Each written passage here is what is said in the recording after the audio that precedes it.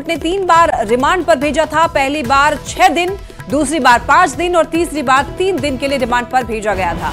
ग्रामीण विकास विभाग में टेंडर कमीशन घोटाले को लेकर के ईडी आलमगीर आलम से सवाल जवाब कर रही है। तो ऐसे में आपको बताते चले कि अब कोर्ट में पेशी की बारी है। इससे पहले लगभग 14 दिनों तक ईडी ने रिमांड पर रखा, कई सारे सवालों के जवाब लिए। कई बार खबरें सामने आई कि आलमगीर आलम ने सहयोग पूरी तरीके से ईडी को नहीं किया। अब ऐसे में इस घोटाले में जितने भी लोगों की संलिप्तता पाई गई है, उन लोगों अब वो लोग ईडी के रडार पर है, उन सभी से पूछताछ की जाएगी। हालांकि इसमें अब एक नया व्यक्ति शामिल हो गया, आईएएस मनीष रंजन, जिसे ईडी ने पूछताछ की है। लगभग 6.5 घंटे के करीब मनीष रंजन से भी पूछताछ हुई है। ऐसे में आपको बता दें कि इस घोटाले में जब छानबीन की गई तो कई सारे कोड वर्ड का इस्तेमाल किया गया था, जिसे डिकोड करते हुए ईडी ने कई लोगों को अपने रडार पर लिया है, जिससे पूछताछ की जाएगी। तो 15 मई को ईडी ने आलमगीर आलम को गिरफ्तार किया था। आलमगीर की पीएमएलए कोर्ट में आज पेशी होनी है। तो आईएएस मनीष रंजन भी ईडी के रडार पर हैं। ईडी ने कल देर शाम आईएएस मनीष रंजन के करीबी के ठिकाने पर छापेमारी की। ठेकेदार प्रशांत सिंह और डेंटिस्ट रवि कुमार के घर पर ईडी ने छापेमारी की। देखिए, रडार पर आईएएस के करीबी कौन कौन है? प्रशांत सिंह जो कि ठेकेदार हैं, रवि कुमार जो कि डेंटिस्ट हैं, सुभाष कुमार जो कि बैंक के स्टाफ हैं। तो ये लोग जो हैं अब आईएएस के करीबी बताए जा रहे हैं और ये सभी लोग अब ईडी के रडार पर हैं। तो ये नाम आप देख लीजिए, ये सभी लोग जो हैं वो अब ईडी के रडार पर हैं, सबसे पूछताछ की जाएगी। तो इस घोटाले में जितने भी लोगों का नाम धीरे धीरे करके सामने आ रहा है, सभी से ईडी पूछताछ करेगी। इस मामले में देखिए, आलमगीर आलम से पूछताछ लगभग 14 दिन तक की गई और आपको बता दें आईएएस मनीष रंजन से भी पूछताछ हुई। तो देखिए, आईएएस मनीष के करीबी के ठिकानों पर रेड की गई। कैश कांड में ईडी का जबरदस्त एक्शन, रातू रोड के तेल मिल गली में रेड की गई। तो ये बड़ी खबर है। बता दें कि ठेकेदार प्रशांत सिंह के घर पर भी छापेमारी हुई। ठेकेदार प्रशांत सिंह वही हैं जो कि आईएएस मनीष रंजन के करीबी हैं।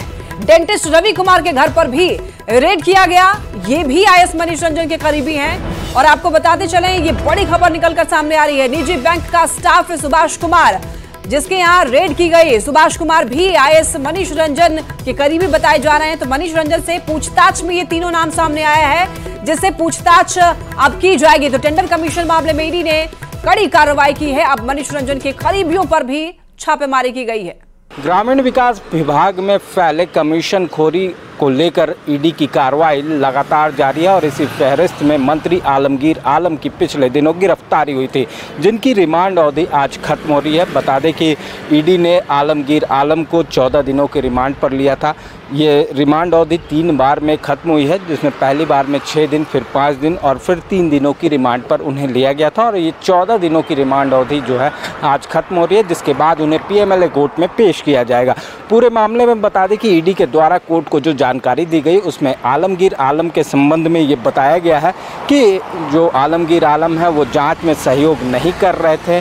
पिछली बार भी जब ईडी के द्वारा उन्हें कोर्ट लाया गया था तो कुछ इसी तरह की जानकारियां जो हैं वो कोर्ट को दी गई थी कि जांच में सहयोग नहीं कर रहे हैं, जवाबों को गोलमोल तरीके से उनका जवाब दे रहे हैं और साथ ही साथ कई तथ्यों को छिपाने का भी काम जो है वो आलमगीर आलम कर रहे हैं। फिलहाल इस मामले में लगातार जांच जारी है और पिछले दिनों मंगलवार को आईएएस मनीष रंजन से पूछताछ हुई थी, जिसके बाद जो जानकारियां मिली उसके बाद बुधवार की शाम अगर बात की जाए तो ईडी ने 2 लोकेशन पर, रांची के 2 लोकेशन पर दबिश दी, जिसमें कि पिस्का मोड़ का इलाका शामिल रहा तो वहीं कोकर का इलाका शामिल रहा, जहां पर ईडी के अधिकारी गए और तमाम चीज़ों को खंगाला है। अब देखना होगा कि इस पूरे मामले में किस तरह से ईडी की कार्रवाई आगे बढ़ती है और कौन कौन से नए चेहरे जो हैं वो ईडी के रडार पर आने वाले दिनों में देखने को मिलते हैं। रांची से न्यूज़ 18 के लिए ओम प्रकाश।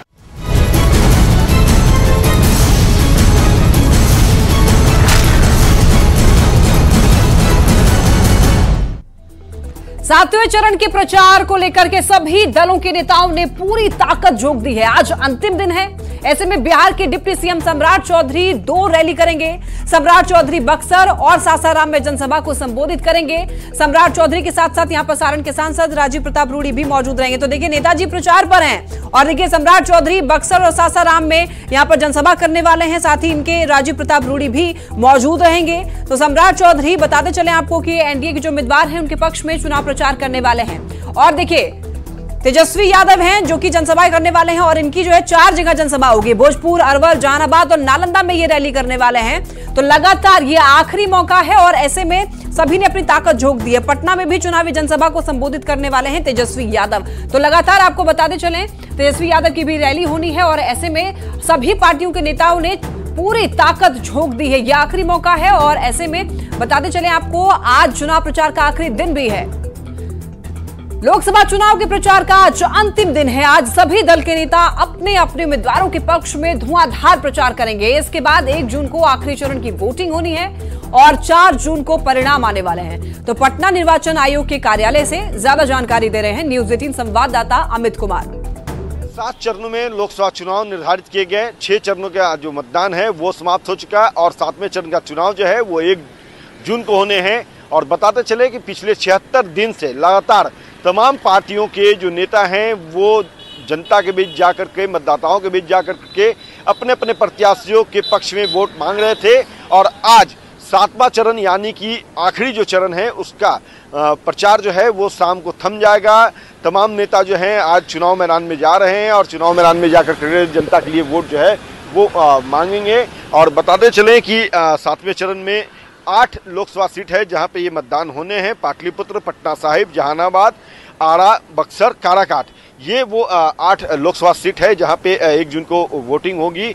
और आज आखिरी चरण का आखिरी मतदान जो होने हैं उसको लेकर के आखिरी चुनाव प्रचार आज होंगे। और बताते चले कि ये 8 जो लोकसभा सीट है उसमें 134 प्रत्याशी जो है वो चुनाव मैदान में है। सबसे अधिक प्रत्याशी जो है वो नालंदा जिले से जो है वो चुनाव मैदान में है। 7 चरण का चुनाव जो है वो पूरा हो जाएगा 1 जून को और 4 जून को जो है वो मतगणना होगी।